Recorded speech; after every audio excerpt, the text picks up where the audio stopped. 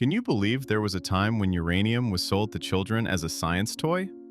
From the 1950s through the 1970s, America entered the wildly optimistic atomic age, when every new invention was hailed as a miracle of the future.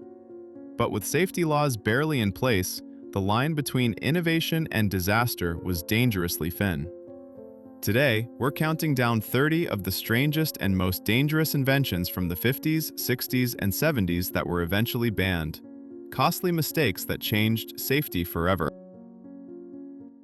Nuclear-powered cars, the Ford Nucleon. In 1957, at the height of the atomic age optimism, Ford unveiled an insane concept car, the Ford Nucleon, a vehicle designed to be powered by a miniature nuclear reactor placed in the trunk. Engineers seriously proposed putting this tiny reactor into family sedans. The Nucleon's design looked more like a spaceship, reflecting America's space-age optimism. Ford claimed this atomic car would only need refueling once every 5,000 miles, about 8,000 kilometers.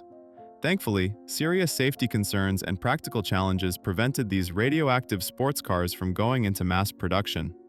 The risk of managing and maintaining a miniature nuclear reactor, along with the danger of leaks or collisions, was simply too horrible to imagine. This idea remains a fascinating look into an alternate future where nuclear power wasn't just for submarines or power plants, but for the daily commute. The Flying Bedstead. Sometimes, the path to groundbreaking technology runs right through the absurd. From 1953 to 1957, Rolls-Royce engineers created something that looked exactly like its name. A metal bed frame balanced atop two enormous, downward-facing jet engines. This invention, officially called the Thrust Measuring Rig, was the world's first jet-powered vertical takeoff and landing (VTOL) aircraft. It laid crucial groundwork for later jump jets, like the Harrier jump jet. The control system was entirely manual. Pilots had to use small rockets at the four corners of the rig for stabilization and control, an operation described as incredibly dangerous and precarious. Despite its bizarre look and huge fuel consumption, the Flying Bedstead successfully proved that jet engines could lift and sustain a wingless aircraft. Monowheels. Throughout the 1950s and 1960s, monowheels captured the imagination of inventors and reckless speed demons. These were vehicles featuring a single, gigantic wheel, with the driver seated either inside or on top. These futuristic machines promised minimalistic transportation, but delivered an engineering spectacle with a high rate of injury. The core issue was physics. When the driver braked hard, inertia would send them spinning helplessly inside the wheel, a phenomenon called gerbling. Driving was also extremely difficult due to the large wheel's gyroscopic effect, making precise navigation almost impossible. Despite their instability and impracticality, monowheels enjoyed brief periods of popularity, but were eventually limited to circuses, parades, and novelty exhibitions, failing to become mainstream transportation. Today, they mostly exist as personal hobby projects or steampunk props. Gyro boats. In the 1960s, some inventors created a terrifying mashup, the gyro boat, a hybrid between a boat, a kite, and a helicopter rotor. This device featured a small boat hull attached to a large rotor assembly above it. When towed by a speedboat, the rotor created lift, allowing the user to actually fly above the water. The assembly and use of the gyro boat were haphazard. The assembly manual was described as extremely sloppy. More alarmingly, safety features were virtually non-existent. There was no emergency release button, no automatic rotor stop, and no protection whatsoever from the rotating blades if a crash occurred. Though they were informally referred to as aerial guillotines, these boats never gained widespread popularity, but they did appeal to a small group of thrill-seekers. The gyro boat stands as a testament to an era where consumer safety regulations were still very much a work in progress. Chrysler Turbine Car. The Chrysler Turbine Car emerged in the 1960s, bringing jet engine technology to the family garage, with mixed results. This test car used an innovative turbine engine, which had fewer moving parts than a traditional piston engine, promising revolutionary reliability. Most interestingly, the car could run on virtually anything flammable, from jet fuel, diesel, perfume, to tequila. Chrysler built 55 of them for their test program, but later destroyed all but 9. The main reasons were severe drawbacks, including the fact that the exhaust was hot enough to melt asphalt and potentially set nearby vehicles on fire. The signature turbine sound when driving sounded like a jet preparing for takeoff, and the acceleration lag made merging into traffic an extreme sport. If you had to pick one of these bizarre transportation methods for your daily commute, would you choose the monowheel or the gyro boat? Tell us why in the comments. Leaded gasoline.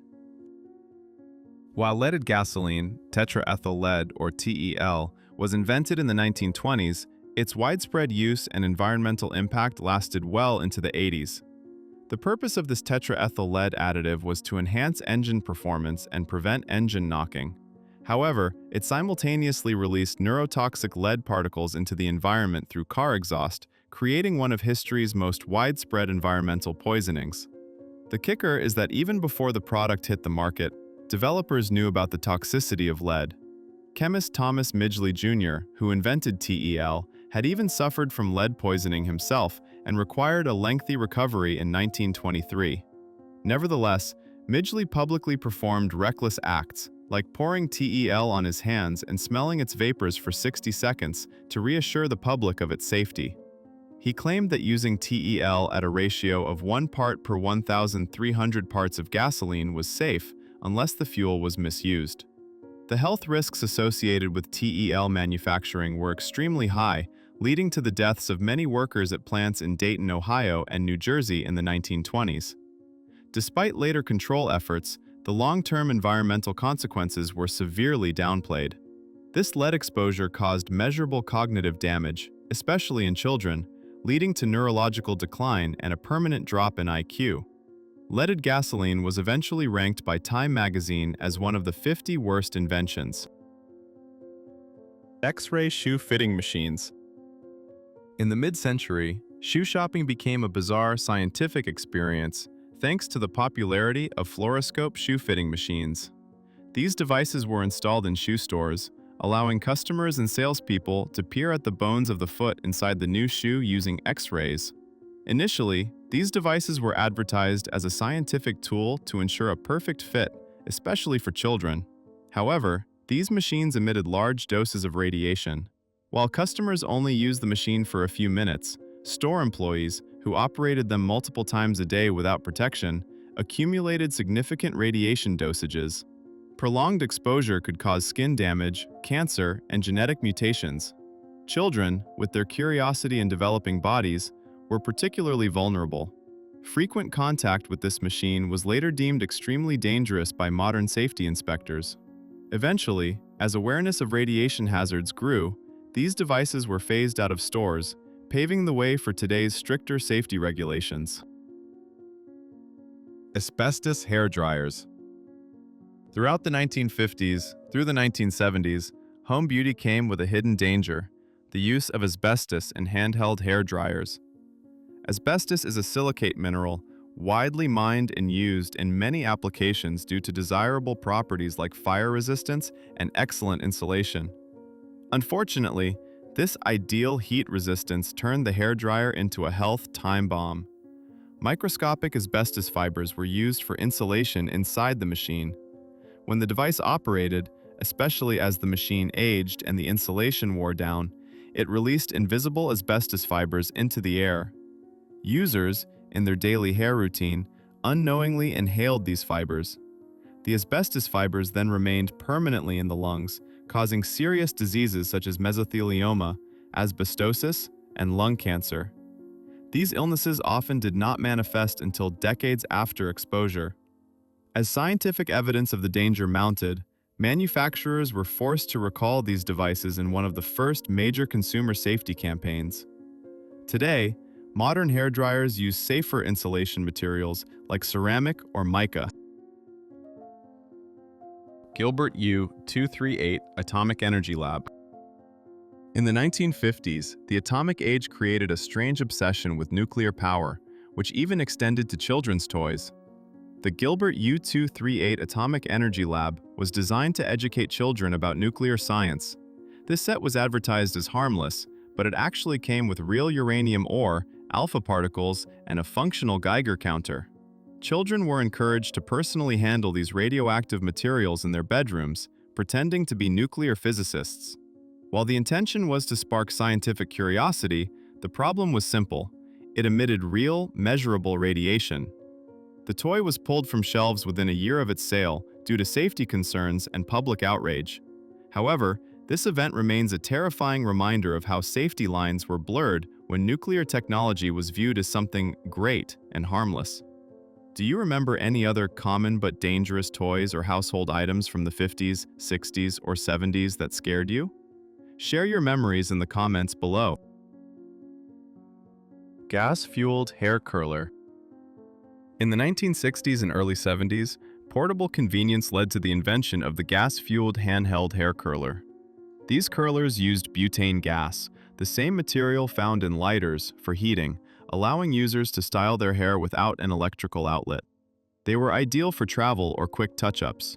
However, these mini torches came with more risks than just styling hair.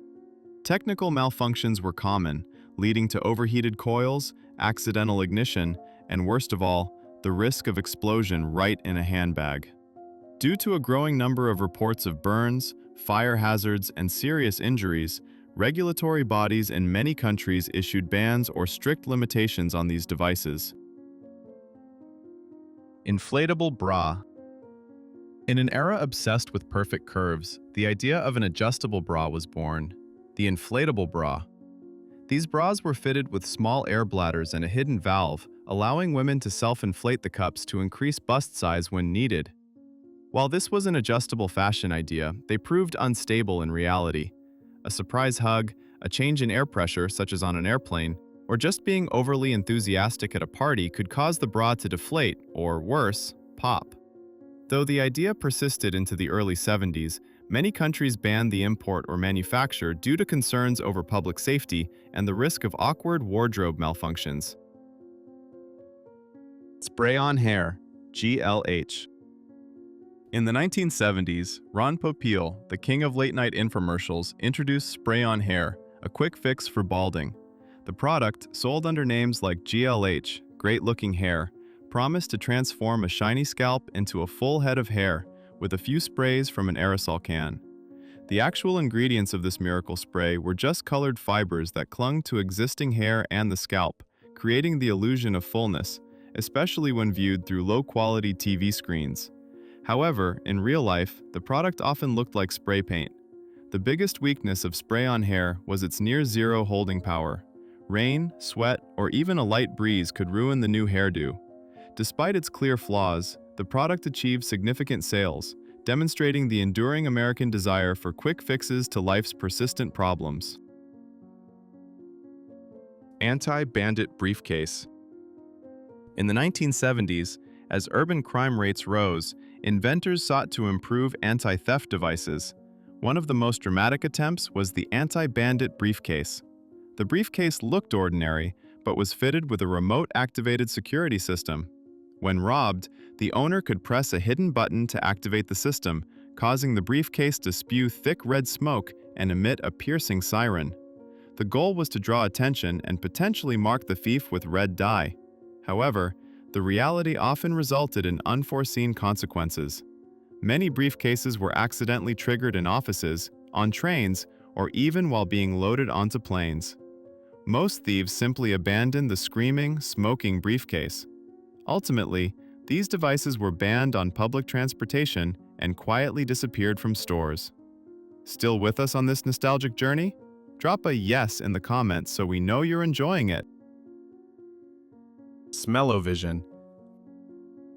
In 1960, Swiss inventor Hans Laube introduced Smell-O-Vision, an ambitious 4D system designed to release ionized scents to individual seats in a movie theater. The system premiered and also concluded with a single film, Scent of Mystery, where plot points hinged on the smells the audience could detect. The technology used an elaborate network of tubes connected to 30 different scent canisters, triggered by the film's soundtrack. Advertisements boldly claimed, "First came motion, then talk, now smell." However, technical issues caused the system to fail miserably. Some scents lingered too long, mixing into an olfactory mess, while others arrived too late for the corresponding scene. Although smell-o-vision quickly faded, the concept of multisensory entertainment still shapes 4D experiences today. Mr. Microphone. Introduced by Ron Popeil in 1978, the Mr. Microphone was a cordless, handheld device that could turn any ordinary person into an amateur radio host. The device transmitted the user's voice to any nearby FM radio station with a range of about 30 feet. The product slogan was both engaging and annoying. "Hey, good lookin', we'll be back to pick you up later." Commercials showed young people driving around neighborhoods broadcasting flirtatious comments to attractive pedestrians. This behavior might today be considered harassment. The sound quality of the Mr. Microphone was the worst possible, with lots of static and limited range. However, that didn't diminish enthusiasm for this $14.88 novelty toy. The device sold millions of units. It was a precursor to modern personal audio devices and is still highly collectible in the antique market. The clapper. Before smart home assistants controlled by voice, there was the clapper in 1976. Introduced by Joseph Pedot, this device promised to revolutionize laziness by allowing Americans to control electrical appliances using the sophisticated interface of two quick claps.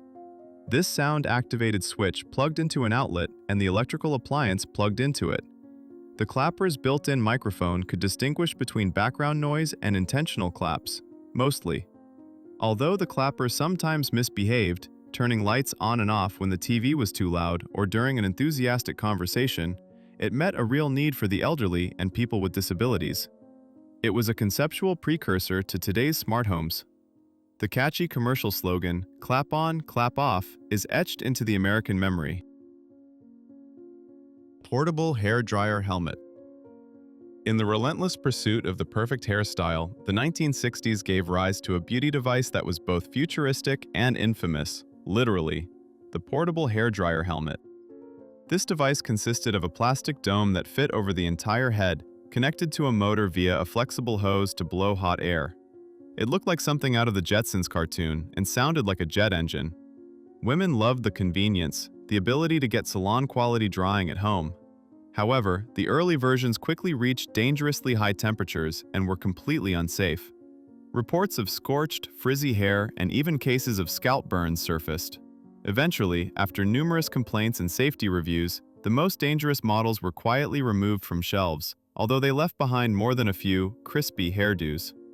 This helmet represents the desire to achieve the perfect look without going to the salon, a desire that sometimes, as we see, leads people to accept the craziest risks.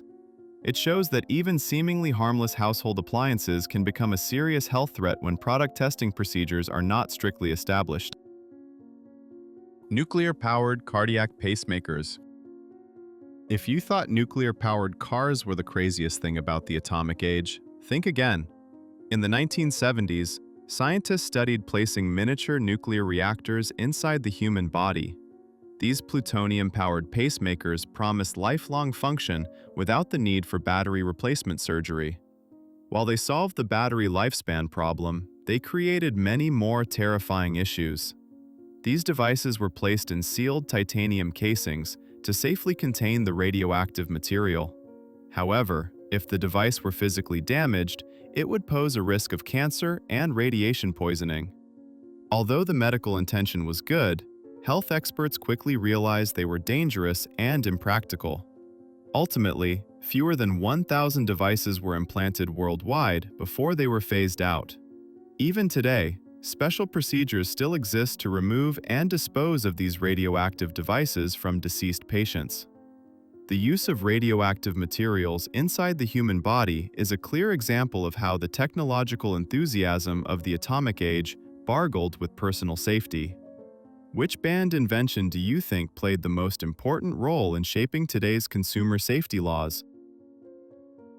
Chrome-plated baby stroller heater. During the cold winters of the 1950s, some manufacturers offered baby strollers fitted with small kerosene heaters to keep infants warm. Sounds convenient, right? The device was encased in shiny chrome and advertised as a great helper for the modern mother. In reality, The device was just a miniature open flame located right beneath the baby. Initially, parents were delighted that their children weren't cold during park strolls, but quickly thereafter, reports of burns, overheating, and several near-miss dangers led to their quiet disappearance from the market. Although there was no official federal recall, they were banned from manufacture and sale in several states. It's hard to imagine explaining this idea to a modern parent. Yes, this is a fuel-burning stroller right underneath your child. This acceptance of risk highlights the profound difference in the perspective on product safety between that time and the present. Flammable fiberglass insulation. In the 1970s, the construction industry widely adopted fiberglass insulation to improve home energy efficiency. However, the initial formulas lacked appropriate flame retardants. This essentially turned houses into structures wrapped in flammable pink blankets. The problem was that when this material heated up, it not only rapidly spread fire through wall cavities and attic spaces, but these early formulas also released toxic formaldehyde when heated. The fire risk to residents significantly increased. As serious fire incidents rose, the construction industry was forced to develop stricter fire safety regulations. These new rules mandated the addition of fire retardants to insulation materials. This process demonstrates how building standards improve by identifying and addressing material hazards, often after expensive and tragic real-world trials. Today, modern building codes require rigorous testing for insulation materials. Reduced oxygen cigarettes. In the 1960s, as health concerns related to smoking began to rise, tobacco companies sought to adapt. Instead of eliminating the habit, they invented a new type of cigarette. These stereotypes, known as reduced oxygen, were advertised as healthier and gentler on the lungs. How did they achieve this? By restricting the oxygen flow through specialized filters and ventilation holes. Unfortunately, the result was the opposite of the health claims. Health experts realized these cigarettes were actually more harmful than traditional ones. The reason was that smokers tended to inhale deeper to compensate for the restricted oxygen. Therefore, they sucked in more harmful toxins. Eventually, after the truth came out, these products were quietly pulled from shelves, but not before a whole generation believed they were choosing a healthier way to smoke. This is a clear example of how corporations exploited public ignorance to sell a product that was even more dangerous under the guise of health progress. Radium-infused toothpaste. In the 1950s and early 60s, some high-end European toothpaste brands marketed formulas containing radium, a radioactive element. Hard to believe, but the idea behind it was that radium would revitalize the mouth and bring good health. These products were marketed as ultra-modern and scientifically backed, with ads promising increased energy and a dazzling white smile. However, the truth hidden beneath the marketing was a very real danger. Users were slowly exposed to low levels of radiation over time, leading to serious health issues such as mouth ulcers, tooth enamel erosion, and, in extreme cases, bone loss. After scientific advances and public health agencies intervened, these products were banned worldwide. Radioactive health drinks. If you thought radioactive toothpaste or children's toys marked the peak of atomic age madness, think again. In the early 1950s, an even more disturbing health trend swept across America. People willingly drank radioactive water tonics in the name of wellness. Companies boldly claimed these beverages, infused with trace amounts of radioactive elements like radium or thorium, could cure everything, from arthritis and depression to boosting male vitality. Brands like Radiathor and Revigator promised renewed youth, endless energy, and cutting-edge scientific power. These tonics were sold over the counter as miracle drinks of the future. People gulped them down like energy boosters, convinced that radiation would make their bodies stronger. But what they were really drinking was slow poison. Instead of healing, these tonics delivered radiation sickness. Users were quietly exposed day after day, leading to devastating health consequences, including severe bone deterioration. The most infamous case involved a wealthy industrialist whose bones literally began to disintegrate after drinking dozens of bottles of these so-called health elixirs. Eventually, the government stepped in. By the late 1950s, radioactive tonics were banned completely. It's chilling to realize that not so long ago, people drank radioactive water believing it would make them healthier. It stands as a haunting reminder of just how badly we misunderstood radiation and how casually we once gambled with human health. Baby cages. Can you ever imagine hanging your newborn baby in a steel wire cage suspended outside a third-floor window? This actually happened in the 1950s in major cities like New York and London. Baby cages were metal wire frames attached to apartment windowsills, allowing urban parents to give their children sunlight and fresh air without leaving the apartment. This invention stemmed from early 20th century health concerns, when it was believed that physically frail city children needed outdoor exposure to improve appetite, digestion, and overall health. The cages were advertised as a practical solution for families living in apartments without yards. They were often made of wire mesh and sometimes had a small canopy for sun protection. However, safety features by modern standards were minimal. They were only secured by attaching them to the window frame. Though initially welcomed, these suspended nurseries were quickly banned or discouraged by safety agencies after several near-miss incidents and parental backlash. The cage represents an era where risky parenting practices were accepted in the name of health. Clackers. Clackers, a popular toy in the 1960s and 70s, seemed harmless. Two acrylic balls tied by a string, which the player shook up and down to make them hit each other, creating a cheerful noise.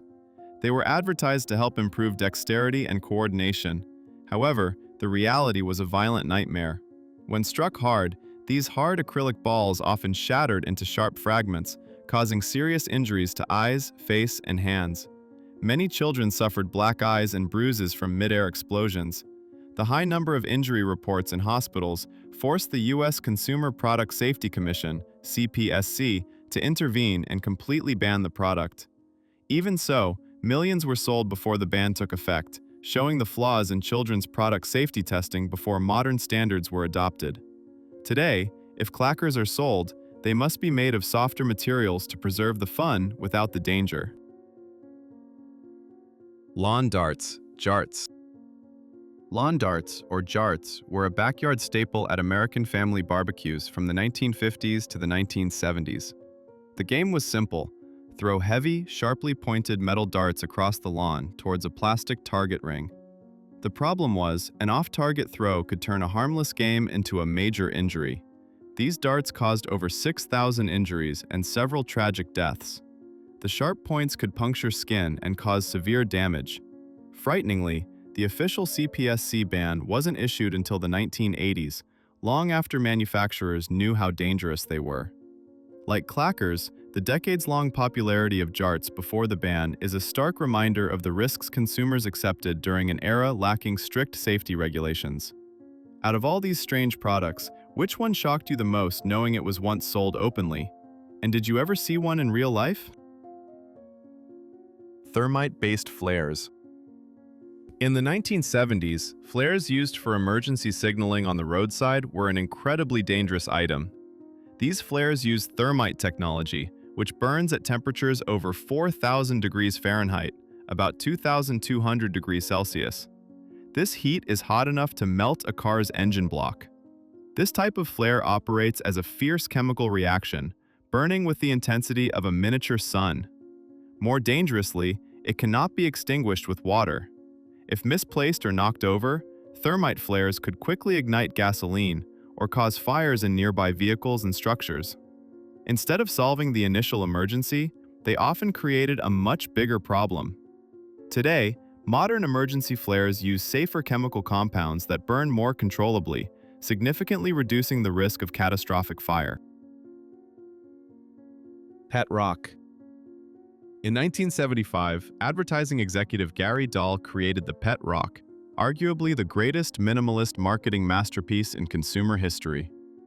Customers simply received a regular beach pebble resting in a cardboard box with air holes and straw bedding. The genius wasn't in the rock, but in the accompanying 32-page training manual, filled with puns and jokes about caring for your geological companion. The manual instructed the pet rock on how to sit and play dead, commands it performed perfectly. Selling for $3.95, about $21 today, the The pet rock became an overnight sensation, selling over 1.5 million units in 6 months. Doll earned millions before the craze faded. This invention is the ultimate proof that perceived value can completely outweigh material value. Chia Pets. In 1977, Joseph Enterprises found the formula for no-responsibility pet ownership. Chia Pets are small terracotta figurines, originally sheep, later expanding to turtles, puppies, and pop culture icons. The concept is simple. Smear moistened chia seeds onto the grooved terracotta surface, keep it wet, and wait for green sprouts to emerge after a few days. Sold for about $15, around $70 today, Chia Pets became a beloved Christmas gift, selling over 500,000 units annually at their peak. Their cultural significance was cemented when the New York Times included them in a time capsule to be opened in the year 3000. While a simple novelty, watching seeds sprout on a ceramic puppy offered a strange satisfaction across generations, making them a true cultural marker. From sharp-tipped darts banned by the CPSC to attempts at using radiation for beauty treatments, our journey through these 25 bizarre inventions shows an era where the line between creativity and danger was incredibly fragile. These inventions stand as living proof of the last century's belief that every limit could be pushed, even if it meant risking personal health or balancing yourself on 2 jet engines. We might laugh at the Mr. Microphone or the pet rock, but these items helped shape the strict safety standards we benefit from today. The next time you complain about your safe smartphone, just remember, it could have been one of these hilarious but high-risk gadgets. Have you ever looked at an old gadget and thought, how did we ever live without this? From bulky TVs that weighed a ton, to little beeping pagers that made us feel important, these inventions once defined modern life, but then they just vanished. Why did the future fade so fast? Let's find out together. The transistor radio. It's hard to forget that feeling. Twisting the silver dial until the static cleared and music finally broke through. For many who grew up in the 1950s and 60s, the transistor radio was more than just a gadget. It was freedom in your hand. Teenagers snuck it under their pillows at night, whispering along to Elvis or the Beatles when they were supposed to be asleep. Fathers kept one on the porch while fixing the car, the baseball game playing softly in the background. Mothers tuned in while cooking dinner, catching up on the news or a favorite program. That tiny speaker filled homes, streets, and hearts with sound. It wasn't perfect. The signal faded, batteries died fast, but none of that mattered. For the first time, the world could travel with you, your favorite songs, breaking news, late-night talk shows. You didn't need wires or walls, just a bit of static and imagination. Do you remember holding one close to your ear, trying to catch a faraway station before the signal slipped away? The Walkman. Do you remember seeing someone jogging with one clip to their shorts, the tape rattling inside as they ran? When the Sony Walkman hit the shelves in 1979, it didn't just change how we listened to music. It changed where we listened. For the first time, the soundtrack of your life could travel with you. You could walk, jog, ride the bus, or mow the lawn with your favorite tunes whispering in your ears. The Walkman was small, sleek, and powered by a pair of AA batteries that never seemed to last long enough. But the feeling it gave, that sense of escape, was priceless. Teenagers carried it everywhere, clipping it to their jeans, shutting out the noise of the world and disappearing into their own universe of sound. You didn't just listen to music, you wore it. The big orange foam headphones became a badge of independence. And that click when you pressed play, it felt like a moment of magic. By the time CDs and MP3 players arrived, the Walkman had already carved its name into history. It wasn't the most convenient, and you couldn't skip songs, but that was part of the charm. You listened all the way through. Every track, every mood, every story. The Discman. By the mid-1980s, music made another leap, from tape to laser. The Sony Discman arrived, sleek and futuristic, promising perfect sound forever. Suddenly, music came on shiny silver discs that reflected rainbow colors in the sunlight. It felt like something out of science fiction. For many, owning a Discman meant you'd made it into the future. The sound was crisp, clean, and free of hiss or static. But it also came with its own quirks. One small bump and the CD might skip, freezing your favorite chorus in mid-beat. Joggers learned quickly that the Discman wasn't built for running, and every car ride meant balancing it carefully on your lap to keep it steady. Still, it was pure joy to flip open that little lid, place your favorite album inside, and watch the laser do its silent work. Teenagers filled binders with CDs, swapping them with friends, showing off their growing collections. The ritual of pressing play and hearing that smooth digital clarity felt brand new, almost sacred. But just like the Walkman before it, the Discman's time was short. MP3 players and iPods soon arrived, holding thousands of songs in your pocket. The discs went back into their cases and the world moved on. Do you still remember the first CD you ever owned? The one you played so many times it started to skip? For some of us, that sound of perfection, interrupted by a little crackle, is what made it real. The boombox. If the Walkman was personal, the boombox was public. Big, bold, and impossible to ignore, it became the symbol of the late 1970s and early 80s. A portable concert in a silver box. You didn't just listen to music on a boombox. You announced it. Every neighborhood had that one person carrying one on their shoulder. Cassette spinning, bass thumping so hard you could feel it in your chest. Parks, street corners, and basketball courts came alive with sound. Motown, early hip-hop, disco, or classic rock pouring from those massive speakers. It was music, energy, and rebellion all in one. Families took them to picnics, construction workers blasted them on job sites, and kids recorded their favorite radio shows straight onto tape. The boombox ran on a mountain of D batteries, but no one cared, because it made life feel bigger, louder, freer. By the 1990s, the boombox had started to fade, replaced by compact stereos and digital sound. But nothing ever matched the feeling of a crowd gathered around one, singing along, laughing, living in the beat. Maybe your dad had one sitting on the porch, or maybe you remember the first time you pressed both play and record at once to capture a song off the radio. The sound might have been rough, the tape a little wobbly, but for a moment that music belonged entirely to you. The floppy disk. There was a time when saving your work meant more than just clicking an icon. You'd slide a thin square of plastic into your computer, hear the gentle whir of the drive, and wait, hoping the disk didn't jam or fail. That was the floppy disk era, when every file felt like something worth protecting. Students carried them in plastic cases, each labeled carefully in black ink. Essays, photos, games. Office workers stacked them beside their monitors, a rainbow of data that represented hours of effort. And every so often, one unlucky disk would go bad, a tiny tragedy that made your heart sink. Each floppy held less than 3 megabytes of storage, barely enough for a single picture today. But back then, that was freedom. You could bring your work home, share files with friends, or boot up a game you'd spent weeks trading by mail. It was the first taste of portability in the digital age. Can you remember the sound of that drive spinning, or the thrill of seeing your file actually load? The VHS tape. Friday night meant one thing: a trip to the video store. You'd walk down the aisles reading the backs of boxes under the soft hum of fluorescent lights, trying to pick the perfect movie before someone else grabbed it. Then came the ride home, the smell of popcorn already in the air, and that satisfying clunk as the VHS tape slid into the VCR.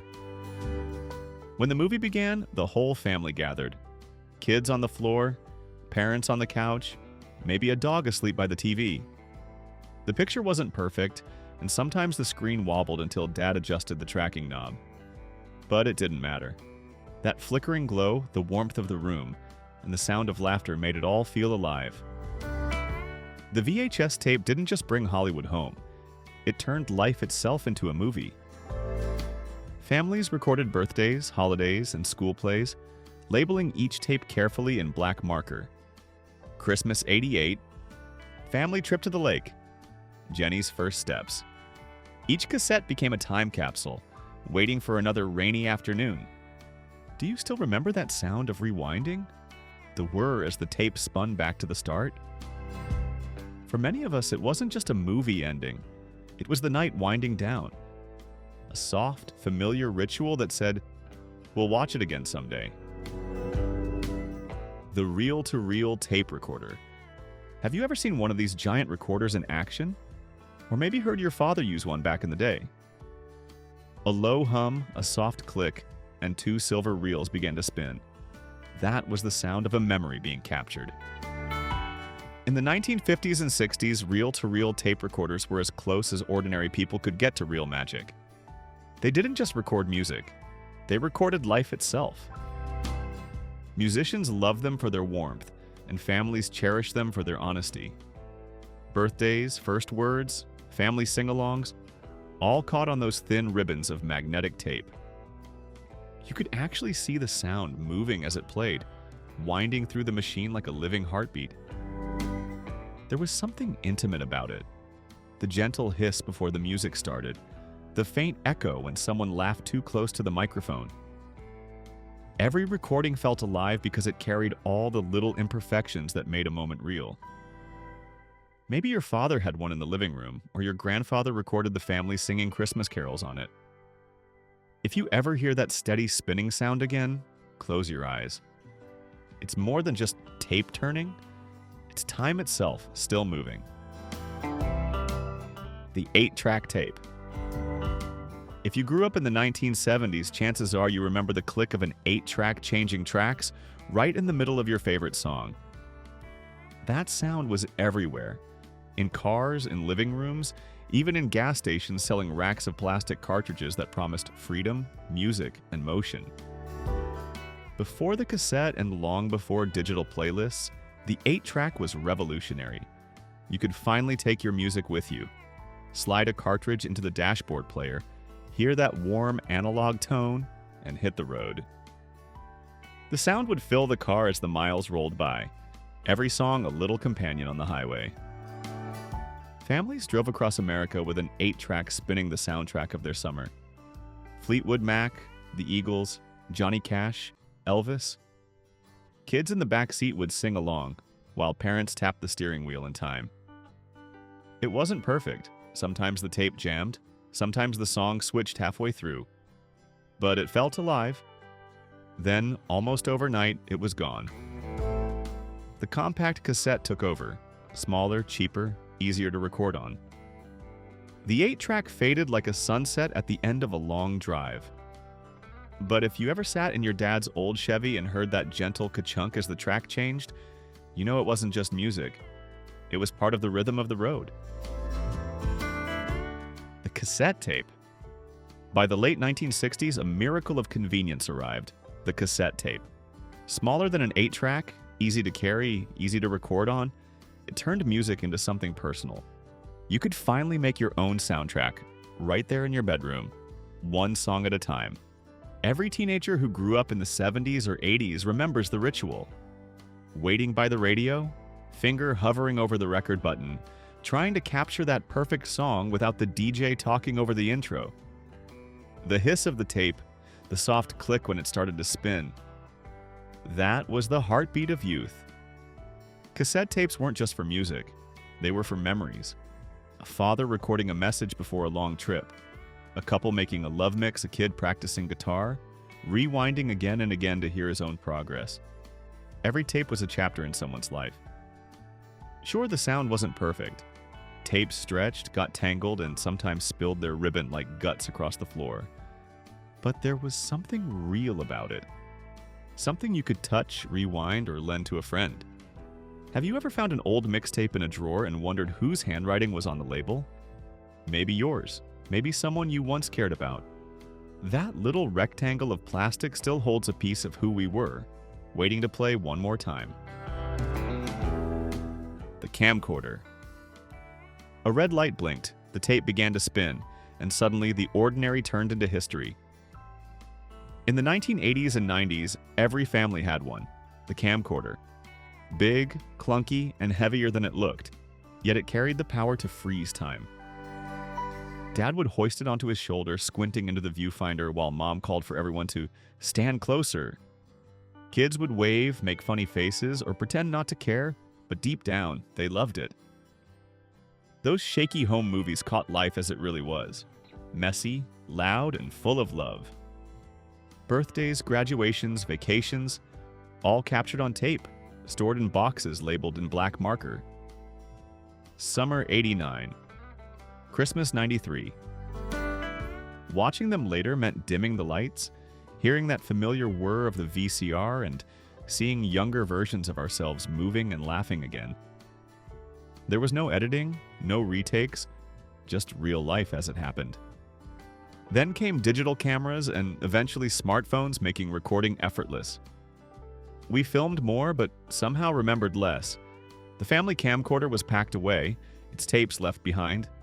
Little capsules of joy waiting for someone to press play. Do you still have one of those tapes tucked in a drawer somewhere?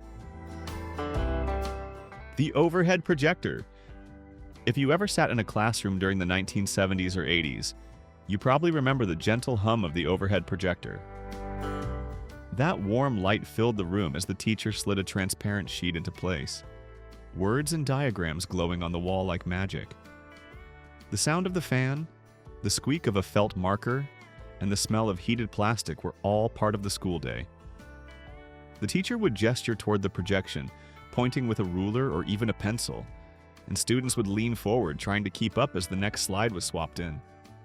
It wasn't fancy, but it worked. Every classroom had one. They were dependable, slightly clunky, and endlessly reusable. Teachers scribbled, erased, and redrew ideas right before your eyes. It made learning feel alive.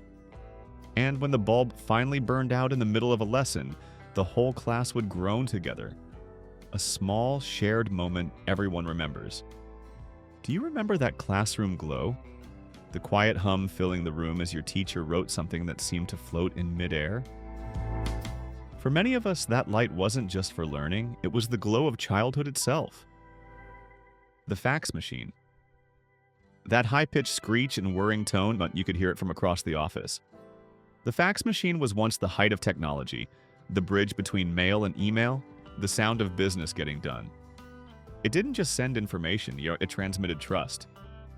In the 1980s and 90s, no office was complete without one.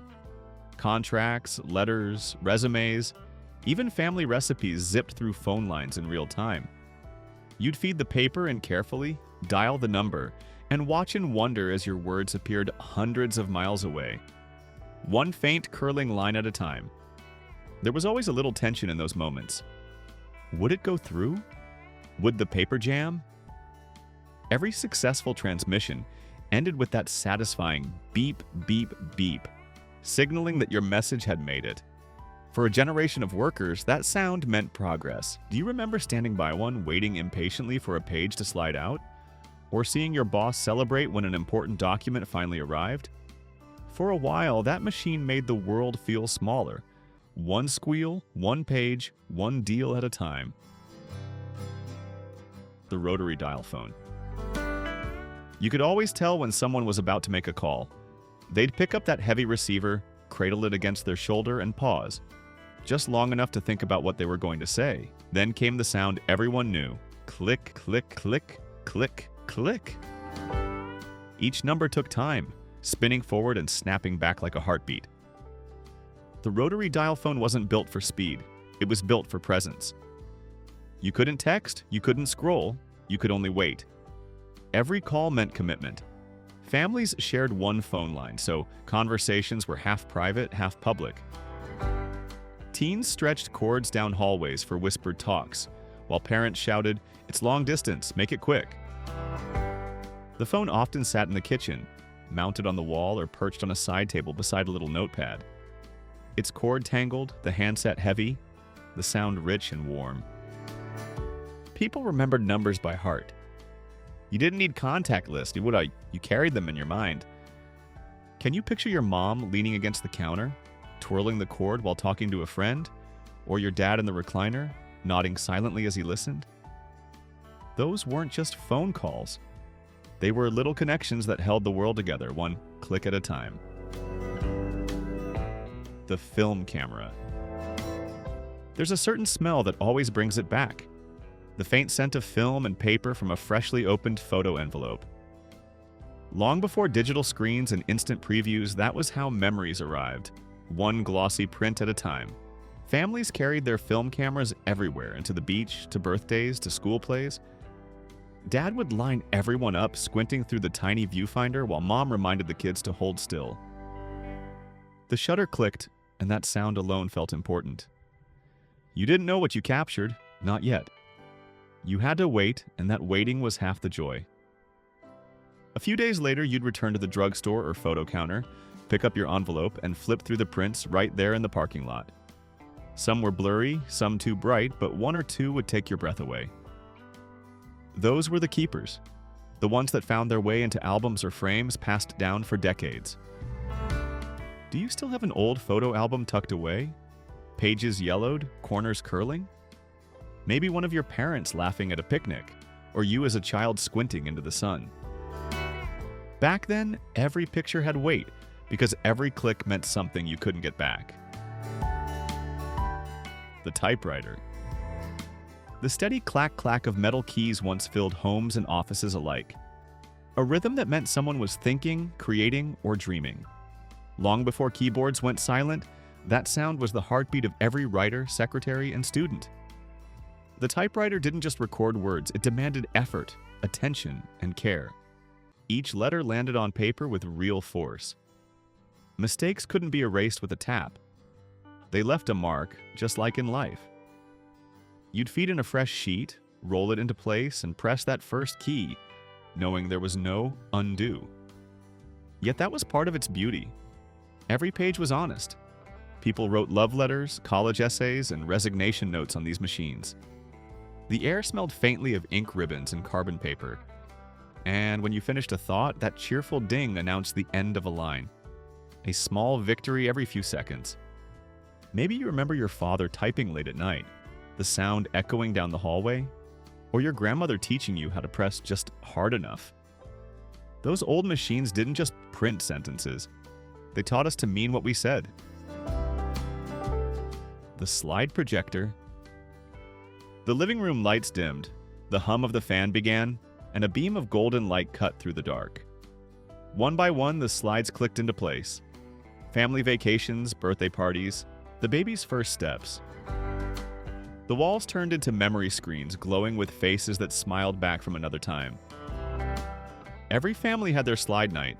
Dad was the proud operator, balancing the carousel of slides while Mom passed around snacks. Kids sprawled on the floor, giggling as their own faces appeared 10 feet tall on the wall. Sometimes a photo went in upside down or jammed mid-show, and everyone laughed while Dad tried to fix it. Those little flaws made the memories feel alive. Each slide was a treasure, labeled neatly, stored carefully, and handled with respect. You couldn't just swipe past a moment, you had to sit and be there for it. The soft click. Click became its own rhythm, a heartbeat of family storytelling. The alarm clock radio. The red digits glowed in the dark, steady and soft, the quiet heartbeat of every bedroom. For millions of families, the alarm clock radio wasn't just how the day began, it was part of the home itself. Its gentle hum filled the silence long before sunrise, promising that another day was about to start. You'd hear a familiar DJ's voice, the morning news, or maybe your favorite song easing you awake. Some preferred the blaring buzz that shook them out of bed, while others relied on the comfort of music drifting through static. Either way, that sound became the rhythm of everyday life. Reliable, familiar, and strangely comforting. On school days, kids watched the minutes tick by, dreading the moment the alarm went off. Parents tapped the snooze button one more time, convincing themselves 5 minutes wouldn't hurt. And on weekends, the same clock quietly shifted roles. From drill sergeant to gentle companion, playing golden oldies while sunlight crept through the curtains. Can you still picture one sitting on your nightstand, maybe beside a stack of cassette tapes or a half-read paperback? The CD and DVD. By the 1990s, the way we watched and listened felt brand new again. Out went the bulky VHS tapes and crackling cassettes, and in came the shiny discs. CDs for music, DVDs for movies. They sparkled under the light like little mirrors, promising perfect sound and crystal clear pictures that would never fade. There was something deeply satisfying about holding one. The smooth plastic edge, the soft reflection of your face in the silver surface. People built shelves to display their growing collections. Favorite albums, blockbuster hits, family recordings burned on a home computer. Each disc came in its own case with cover art, lyrics, and sometimes even little booklets you could flip through. For many families, Friday night meant a trip to Blockbuster to pick out a new DVD. The excitement of browsing the aisles, the smell of popcorn, the quiet argument over which movie to rent, it was all part of the ritual. And when the lights dimmed and that glowing play movie menu appeared on the screen, it felt like luxury. Eventually, streaming and downloads replaced the discs. They were faster, easier, endless. But something was lost in the trade. We stopped owning our favorite things. We just borrowed them from the cloud. The pager. There was something powerful about that little beep. It didn't play music or show pictures, but it just said, "Someone's thinking of you." In the 1980s and early 90s, pagers were everywhere. Clipped to belts, tucked into pockets, glowing quietly with purpose. Doctors, firefighters, business people, they all depended on them.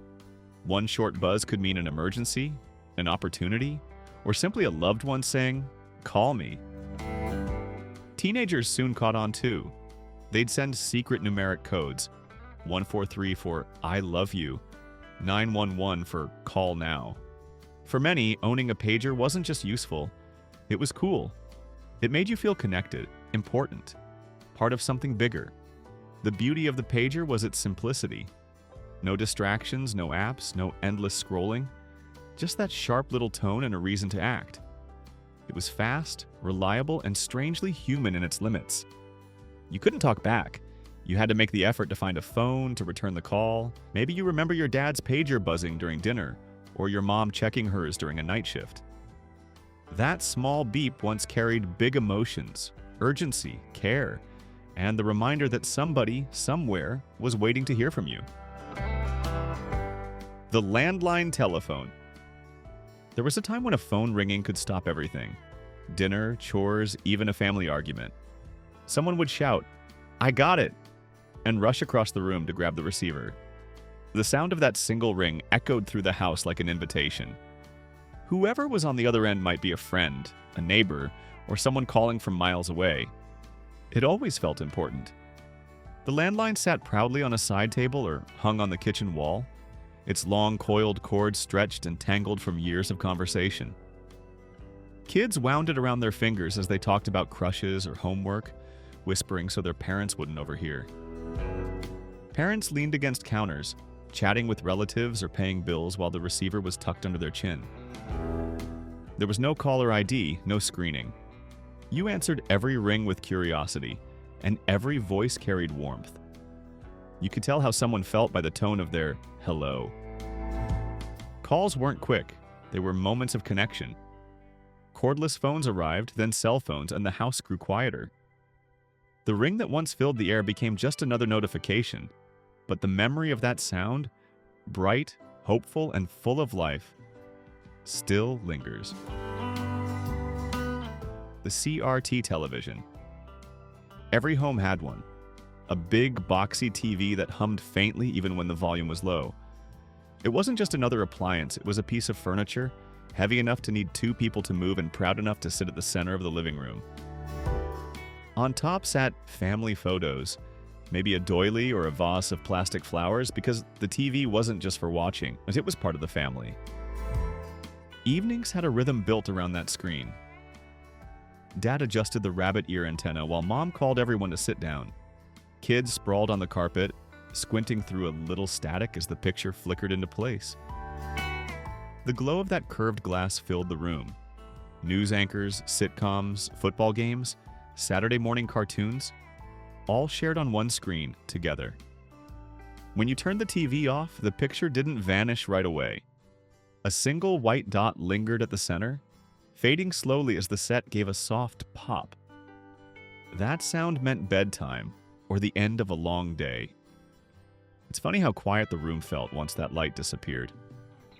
Do you remember that faint static smell when the TV warmed up, or the way the room glowed blue in the dark?